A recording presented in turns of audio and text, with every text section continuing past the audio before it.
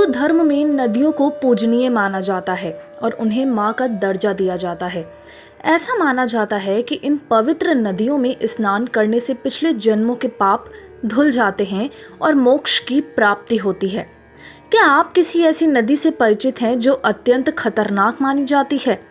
इस नदी में पापियों से सामना होने पर उबलने की क्षमता होती है और इसे वैतरणी नदी कहा जाता है। इस नदी का विस्तृत वर्णन गरुड़ पुराण में मिलता है। आज वैतरणी नदी से जुड़े रहस्य से पर्दा उठाते हैं। गरुड़ पुराण के अनुसार वैतरणी नदी यमलोक से 86,000 योजन दूर स्थित है।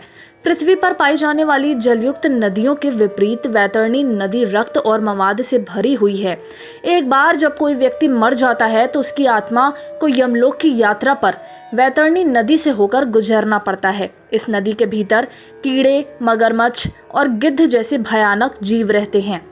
मृत्यु के बाद जब यमदूत पापी आत्मा को वैतरणी नदी के पार ले जाते हैं तो नदी का खून उबलने लगता है। ऐसा माना जाता है कि लोग जीवन में बुरे कर्म करते हैं और धार्मिक एवं दान पुण्य के कार्यों की उपेक्षा करते हैं। उनकी पापी आत्मा को वैतरणी नदी पार करने में बड़ी कठिनाई होती है। पापी आत्मा को देखकर नदी क्रोधित हो जाती है। इसके बाद यमदूत उसकी नाक में कांटा डालकर आत्मा को निकालते हैं और उसे नदी पार कराते हैं। गरुड़ पुराण के अनुसार कहा जाता है कि वैतरणी नदी का स्वभाव स्थिर नहीं है।